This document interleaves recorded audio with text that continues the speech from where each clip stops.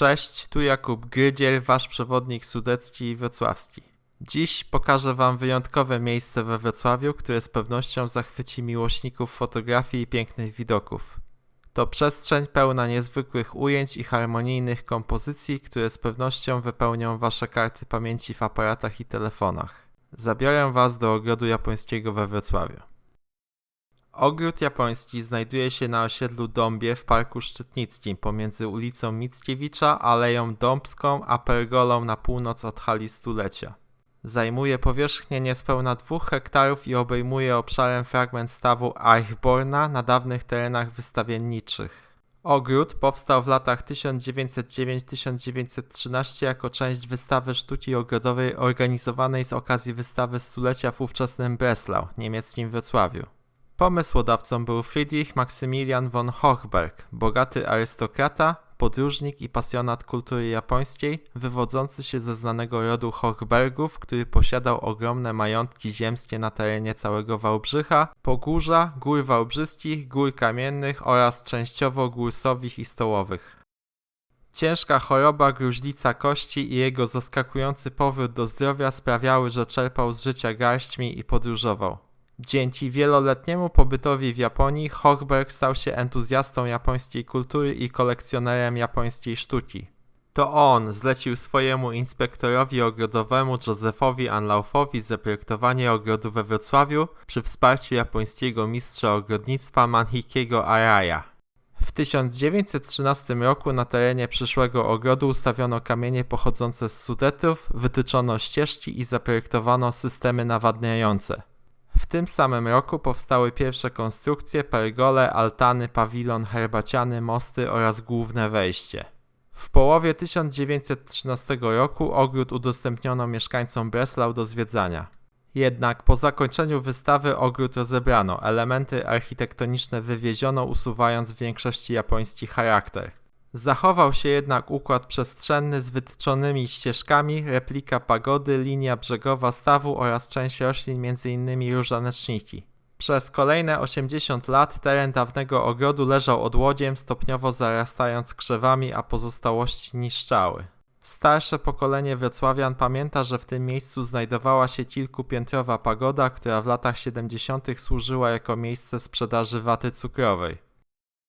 W 1994 roku ogród ponownie zwrócił uwagę władz miejskich. Przeznaczono środki na jego rewitalizację, by ożywić Park Szczytnicki i przywrócić mu turystyczny charakter. Do współpracy zaproszono specjalistów z Japonii, ogrodników z Tokio oraz ekspertów wrocławskich związanych z ogrodnictwem.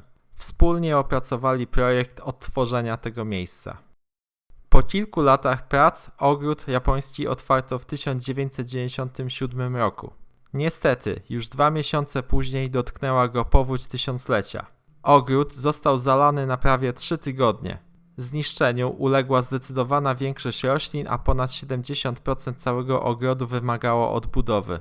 Dopiero w 1999 roku, po 2 latach renowacji, ogród ponownie udostępniono mieszkańcom i turystom. Od tego czasu w różnych porach roku możemy podziwiać tu wyjątkowy kunszt ogrodniczy inspirowany estetyką Dalekiego Wschodu. Zwiedzając, można poczuć się jak arystokraci kraju kwitnącej wiśni na początku XX wieku. Ogród jest tak zaprojektowany, by z każdego miejsca otwierała się inna scena niczym żywy obraz. To jedna z najważniejszych zasad japońskiej sztuki ogrodowej. W ogrodzie znajdziecie elementy architektury i wodne konstrukcje nawiązujące do kultury japońskiej. Bramę wejściową w stylu japońskim, dekoracyjny most nad stawem, pawilon herbaciany, altany, granitowe kamienne latarnie oraz misy do rytualnego obmywania rąk. Wiele z tych elementów to oryginalne artefakty z XVIII i XIX wieku pozyskane od Japończyków współpracujących przy tworzeniu ogrodu. Brama wejściowa stylizowana na japońskie świątynie ma symbolizować przejście z codziennego świata do przestrzeni sakrum i kontemplacji. Wiele elementów ma ukryte znaczenie. Kamienie symbolizują góry, woda życie, a mosty przejście do innego świata lub duchową przemianę. Do aranżacji wykorzystano ogromne głazy przywiezione specjalnie z Sudetów. Niektóre ważą po kilka ton i ustawiono je zgodnie z zasadami Feng Shui. Centralnym punktem ogrodu jest staw Eichborna, do którego wpadają stylizowane strumienie i niewielkie kaskady. Ogród nawiązuje stylistyką do tradycyjnych ogrodów zen, spacerowych i herbacianych. Dominuje tu prostota, naturalność i harmonia. Główne motywy to woda, kamień, roślinność i architektura. W ogrodzie rośnie około 200 gatunków drzew, krzewów i kwiatów. Spotkacie tutaj rośliny występujące rodzimie, majestatyczne drzewa o rozłożystej koronie i charakterystycznej łuszczącej się korze, platany. Długowieczne rodzime w Polsce symbole siły i trwałości, dęby. Wiecznie zielone, trujące drzewa o wyjątkowo twardym drewnie, cisy. Ozdobne krzewy z efektownymi barwnymi kwiatami, różaneczniki. Sprowadzony z Ameryki Północnej w XVI wieku żywotnik zachodni. Ale również zobaczycie tutaj gatunki azjatyckie, m.in. niewielkie drzewo o ognistych liściach, klon japoński. Iglaste, wiecznie zielone, wolno rosnące drzewo, sosna koreańska. Żywą skamieniałość z ery mezozoicznej, endemit i relikt, metasekwoja chińska. Pochodzącą z górskich rejonów Japonii i Korei hortensję piłkowaną. Występującą w centralnych Chinach kolkwicję chińską. Pochodzącą z subtropikalnych rejonów Azji pięknotkę bodiniera.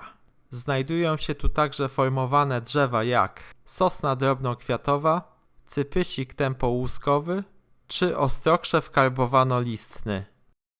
A wśród roślin wodnych znajdziecie m.in. grążela żółtego, grzybienie białe.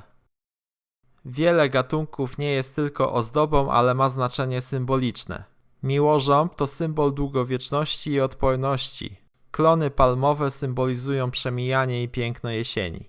Jednym z najbardziej charakterystycznych elementów ogrodu są karpie koi, znane z tradycyjnych japońskich ilustracji. To średniej wielkości około 40 cm ryby o barwie pomarańczowej i żółtej, pływające w stawie Eichborna. Ich obserwacja to jedna z największych atrakcji dla turystów. W ogrodzie można spotkać również dzikie polskie kaczki, które swobodnie przechadzają się między krzewami. Ogród japoński jest czynny codziennie od 1 kwietnia do 30 października w godzinach od 9 do 19. Dokładne zwiedzanie zajmuje około 2 godzin. Do ogrodu japońskiego z łatwością dotrzecie z centrum Starego Miasta kilkoma tramwajami i autobusami.